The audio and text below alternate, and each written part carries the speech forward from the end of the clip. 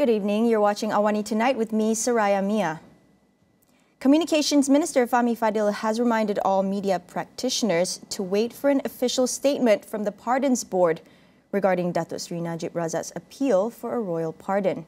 Fami says it is very important to verify the authenticity of the information before publishing it and not to produce news stories based solely on sources.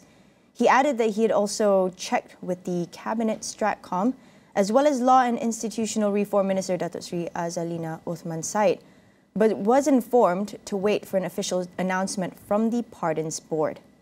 Fahmi's remark came after a media outlet reported that Najib is expected to be pardoned following a meeting by the Pardons Board yesterday. Earlier, Federal Territories Minister Dr. Zaleha Mustafa confirmed her attendance to the Pardons Board meeting at the Istana Negara on Monday, January 29th, but did not reveal if Najib's pardon application was part of the discussion.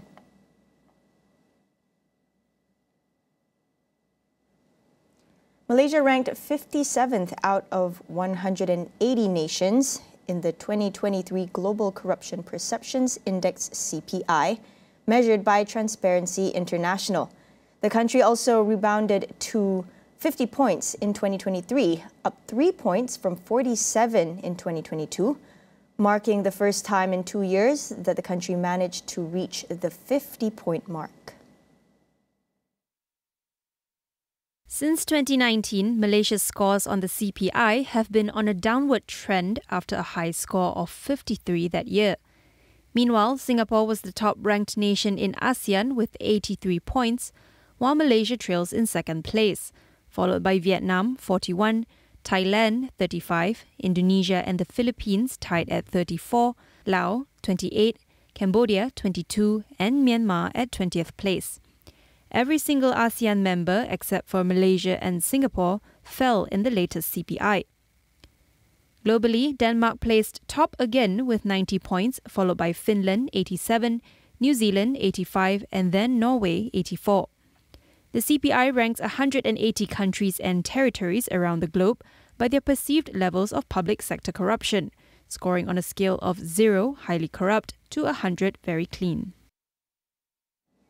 Meanwhile, Transport Minister Anthony Loke says he and other DAP lawmakers are willing to sacrifice by taking only one pension scheme as proposed by Prime Minister Datuk Sri Anwar Ibrahim. Loke, who is also the Seremban MP and Chinna Assembly person, says this is necessary to help reduce the government's financial liability. He said as political leaders, it was important to set an example. Loke added that he had yet to reach his retirement age and did not know which pension scheme he would be eligible for. However, he said the new pension scheme was still at the proposal stage and would have to be taken to Parliament for future debate. It would also include amendments to the Parliamentarians' Remuneration Act and enactments in each state legislative assembly. Last week, Anwar said the review of pension schemes would apply to all future political appointments. He also called on politicians holding multiple portfolios or positions to be morally responsible and choose only one pension scheme that they are eligible for. As the guardian of the country's democracy, the function of the young diPertuan Agong institution must be empowered to safeguard Malaysians and maintain peace in the country. We speak to political analyst and law lecturer Dr. Nik Ahmad Kamal Nik Mahmud for his thoughts about the importance of empowering the institution. The Yang Tuan Agong is the head of state. Okay. He is also the head of parliament. He is also the head of the government. Head of state. He is the head of the judiciary. In that sense, head in the sense that he appoints members of the judiciary. Okay, the Supreme Court, the Federal Court, Court of Appeal members, and so on and so forth. So, in that respect, we can find the Constitution has provided a very wide role that he has to carry out, and then that role varies. There are roles that he acts on advice. There are functions and duties that he that he has to consult certain institution, a certain person or body. There are rules that he, as a Yang di-Pertuan Agong, acts with some form of discretionary powers. So there are varieties of way that that rule can be carried out based on what are provided in the constitutions. So as a constitutional monarch, the constitution guides as to what the Yang di-Pertuan Agong can and cannot do as the head of the state. He plays a very important role. He said although the roles of the Yang di-Pertuan Agong will differ depending on the country's political situation, the current king, Al-Sultan Abdullah Riayatuddin Al-Mustafa Billah Shah, has set a great precedence for future kings to refer to. The benchmark has been set by the outgoing Agong. And I believe that the next Agong also will have to deal with issues that will come up perhaps. We hope, of course, we pray that the same issue will not arise anymore. We do not want to have similar issues that arise similar to what happened after the Sheraton. What happened? We do not want to have also another hung parliament after the GE16 in another 5 years or so, right? So, but I believe even if there are recurrence of these issues, there are already some kind of precedent that the Yang di-Pertuan Agong can use and apply, and also to ensure that a smooth changing of government takes place.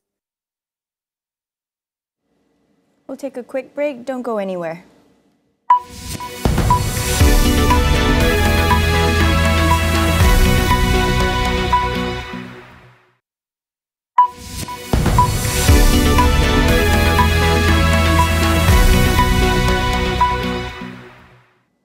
Welcome back. Armed Israeli forces have stormed a hospital in the occupied West Bank and shot dead 3 Palestinians.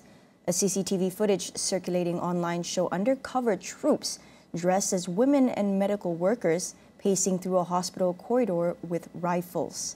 The Palestinian Health Ministry said Israeli forces opened fire inside the wards of the Ibn Sina hospital in the town of Jenin.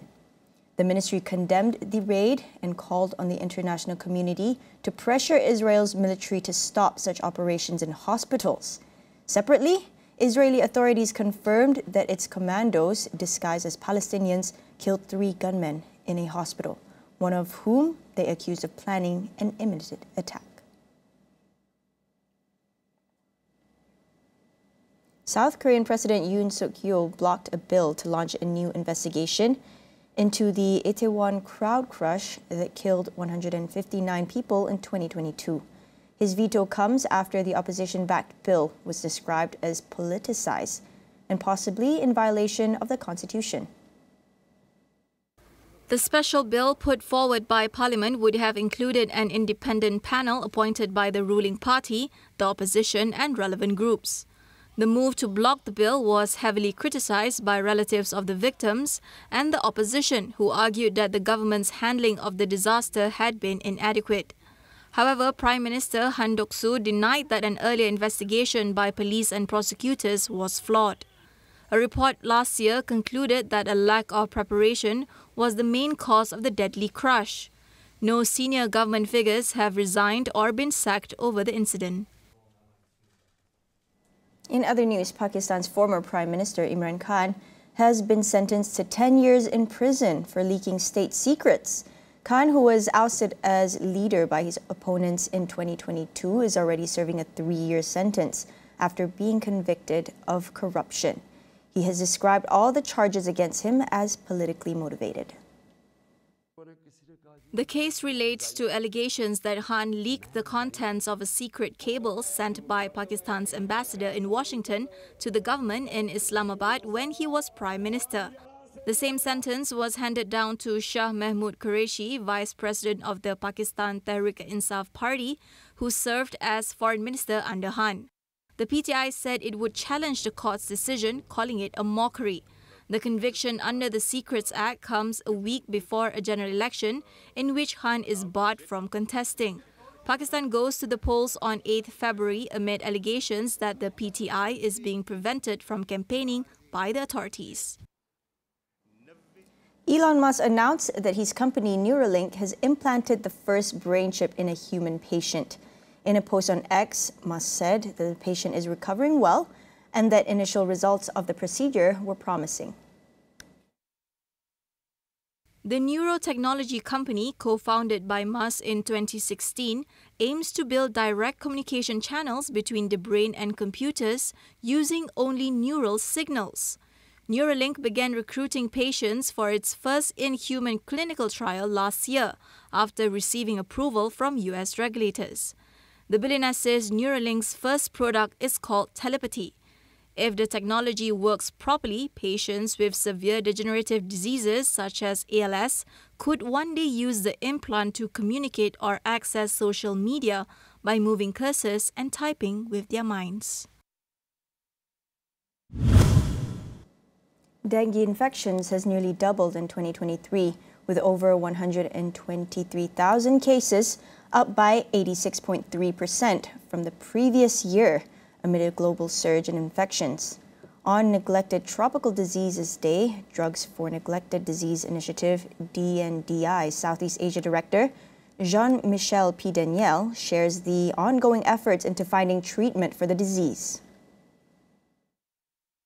Dengue is affecting a lot of what we can call lower income countries, right? And middle income countries. So the research on dengue remains fairly limited if you look at the number of people that are affected, the millions of people that are affected by this disease. So it has been on the list of neglected tropical diseases for a long time, and we still have today no treatment. We have some vaccines emerging, and we have some innovation in terms of prevention with the Wolbachia mosquito.